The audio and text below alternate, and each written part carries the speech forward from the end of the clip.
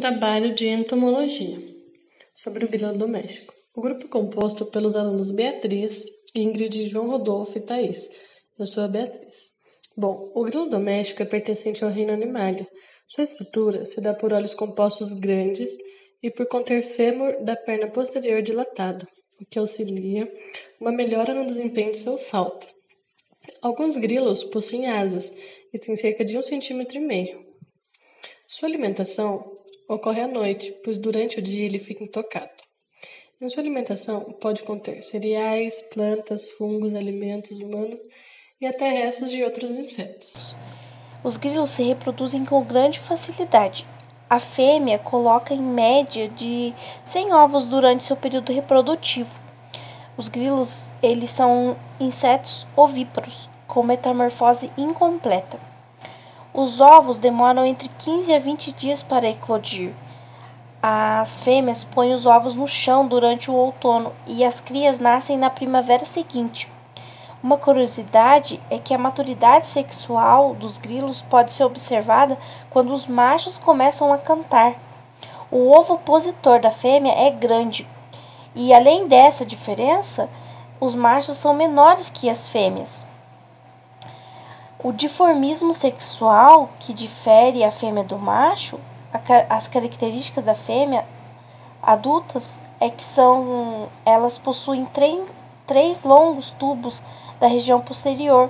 O tubo central é o ovopositor e elas possuem asas completamente desenvolvidas e lisas. Geralmente são maiores que os machos e elas não produzem som relevante. O dimorfismo sexual do grilo macho, já adulto, é que ele possui apenas 2 longos tubos na região posterior e eles não possuem o ovopositor.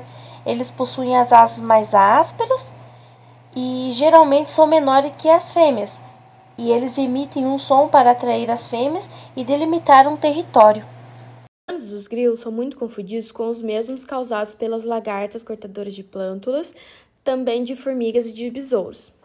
Os danos são causados pelo consumo de semente, antes mesmo da germinação, e principalmente pelo corte das plântulas. Os períodos de danos ocorrem entre abril e maio no outono, quando as ninfas cavam o solo aprofundando as galerias, e com maior intensidade na fase de nascimento das ninfas, quando os grilos adultos nutrem a prole.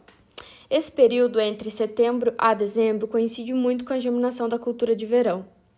Os grilos consomem as plântulas ao redor da abertura da galeria. Suas características de dano do grilo marrom são de pequenas manchas em plantas. Em cereais de inverno aparecem as manchas em até 30 centímetros de diâmetro. Em milho e girassol consomem plantas de 1 metro de fileira. Soja e feijão, os danos caracterizam pelo desaparecimento das plantas em até 0,5 nas fileiras. Já o controle do grilo em lavouras mais extensivas é considerado bem difícil pelo hábito que a praga tem de proteger-se e armazenar alimento nas galerias. Os agentes do controle biológico natural mantêm as populações de grilo em equilíbrio. Dentro das galerias de grilo, frequentemente são encontradas aranhas, lacraias, reduvídeos, carabídeos predadores. São os fungos que causam doenças em grilo e desenvolvem quando são cultivados em planta com ampla cobertura de solo e vegetação, como o nabo forrageiro. A cobertura de solo nos meses de outono e inverno com plantas de vegetação abundante cria um ambiente favorável aos fatores do controle biológico e desfavorável para a praga. E logo em seguida a gente tem algumas curiosidades sobre gafanhoto, grilo e esperança.